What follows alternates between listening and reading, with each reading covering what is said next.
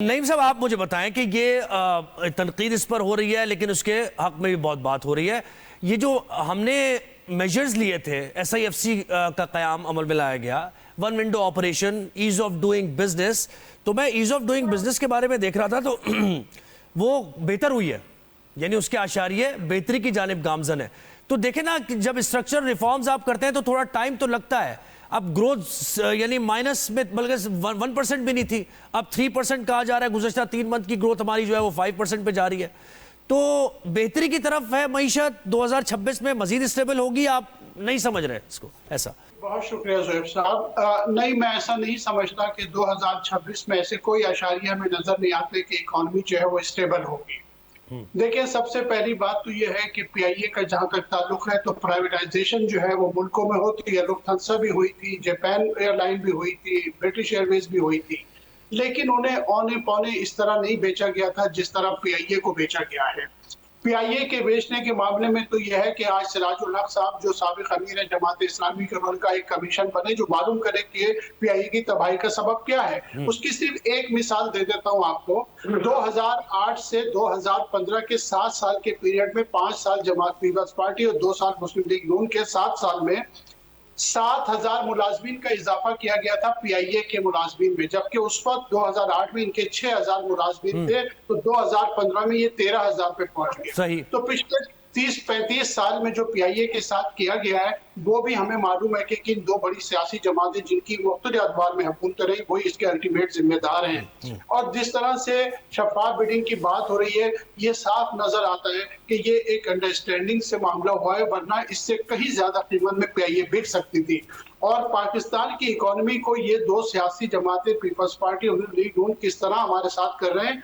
आपको एक बहुत ही दिलचस्प और हौलनाक बात बताता हूं, और वो ये है कि 4.5 अरब रुपए सालाना का जो है वो हमारा खसारा था PIA का, और आज हमारी ऑरेंज ट्रेन जिसे तरक्की की जो है वो निशानी बताया जा रहा है, उसका 13.5 अरब रुपए सालाना का खसारा है। कर उसके बाद वो भी PIA जैसी शक्ल इख्तियार कर लेगी, लेकिन आज हुकूमत उस पर जो है वो डोंगरे बरसा रही है। दूसरी बात ये है कि हरगिज जो है वो अभी 3 पे हम नहीं पहुंचे। अभी एक्चुअल जो है वो 1.70 जो है शरह नमू है इस वक्त पाकिस्तान में हकीकी तौर पे। और शरह नमू आपकी जब बढ़ती है जब आपका लार्ज स्केल मैन्युफैक्चरिंग जो है वो आगे बढ़ता है। आप अंदाजा लगाइए कि इस वक्त जो है वो माइनस में है। एप्टमा के चेयरमैन, उनसे ज्यादा ऑथेंटिक आदमी कौन है? उसने कहा कि 140 टेक्सटाइल मिलें पंजाब में बंद हो गई है। 187 टेक्सटाइल मिले हैं पंजाब में, 140 बंद हो गई है। SMEs, फैसलाबाद में SMEs का बड़ा मसला है, बिल्कुल वो काफी ज्यादा क्राइसिस है। हमारी एक्सपोर्ट नहीं बढ़ रही। हमारी ग्रोथ उस वक्त होगी जब हमारी एक्सपोर्ट बढ़ेगी। 3 बिलियन डॉलर का हमने एक्सटर्नल लोन ले लिया है सर, और ये 36 करोड़ 40 लाख डॉलर ज्यादा अब पाकिस्तान ने गुज़श्ता साल के मुकाबले में लिया है। और मैं यही अर्ज कर रहा हूं कि जो इंडस्ट्री ग्रोथ नहीं करेगी, किसान मुल्क में पिस गया है, एग्रीकल्चर की सूरत हाल हमारे सामने है। आप मुझे बताएं कि हम कहां जा रहे हैं। दूसरी बात, एक बहुत जरूरी बात है, देखिए ये करना बहुत जरूरी है। IMF ने कहा 5,300 अरब की जो है करप्शन हुई। 5,300 की करप्शन नहीं हुई, करप्शन ज्यादा हुई। लेकिन प्री बार्गेन के नतीजे में 5,300 अरब जो है वो वसूल हुए, उससे ज्यादा करप्शन हुई।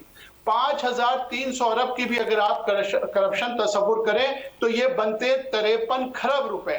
53 खरब रुपए को अगर आप 280 से डॉलर बनाएं तो एग्जैक्टली 18.86 अरब डॉलर बनते हैं। आप अंदाजा करें कि 18 अरब तकरीबन 19 अरब डॉलर की जो है वो करप्शन होती है। उस पे कोई वजीर परेशानी का इजहार नहीं करता, कोई प्रेस कॉन्फ्रेंस नहीं करता, कोई वजीर आजम नहीं कहता।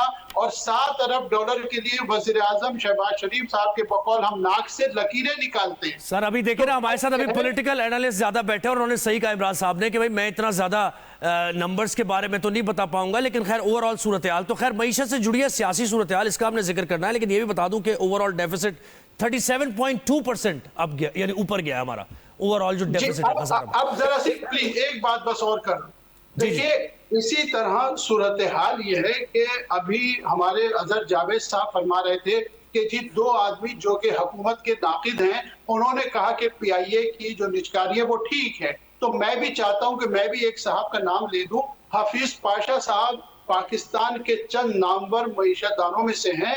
उन्होंने कल रात को ये फरमाया था कि पाकिस्तान की मईशत डूब चुकी है। उनका कहना यह था कि बिल्कुल अंधेरा है और हमें किरण की कोई उम्मीद नजर नहीं आती है। नहीं सर, अभी ये तो बड़ी मायूस कुन बात हो गई, मायूस कुन बात हो गई सर। मेरी ऐसा नहीं है। हाँ जी जी जी, फरमाइए। बात सुने, देखें ऐसे लोग जो इस तरह के बयानात देते हैं, जब मईशत डूब चुकी है, वो 3 साल पहले कह रहे थे कि पाकिस्तान डिफॉल्ट कर गया और वो श्रीलंका की सूरत हाल बन गई है। ऐसे लोग भी मौजूद हैं जो ये कहते रहे कि जी अब तो चलना नहीं है, चल रहा है ना, मामला चल रहा है। आज आपके इस्लामाबाद में मुत्तहदा अरब इमारात के जो प्रेसिडेंट वो आए हुए हैं। आपकी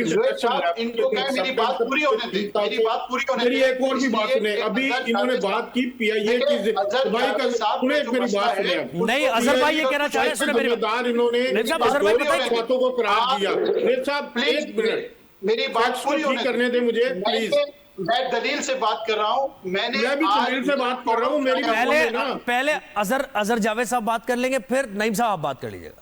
अच्छा देखिए, इन्होंने फरमाया कि जी 2 जमातें हैं जिनकी वजह से पीआईए डूबी।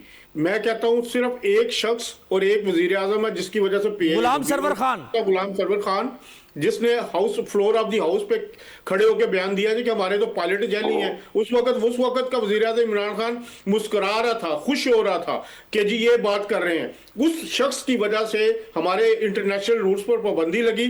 आधे से ज्यादा हिस्सा गुलाम सरवर खान का है, उसको उल्टा लटकाना चाहिए जिस शख्स ने ये सारा किया। और वैसे इससे पहले भी छतें टपकती थी, अजहर भाई से पहले भी छतें टपकती थी। अब आप कमेंट करते हैं जल्दी से, फिर हम सियासत पे आ जाए ना। आपकी एक्सपर्टीज जो है वो सियासत की है, तो वो हमें जरा बात करनी है थोड़ा जी। अब मैं जरा सा एक जुमला कह दूं। ये जिस गुलाम सरवर को उल्टा लटकाना चाहते हैं उसको मुस्लिम लीग नून ने इलेक्शन में सपोर्ट किया, उसके अगेंस्ट कैंडिडेट नहीं खड़ा किया। बात यह है कि इनकी सारी गुफ्तगू या सारी दलाइल सब मुनाफिकाना है।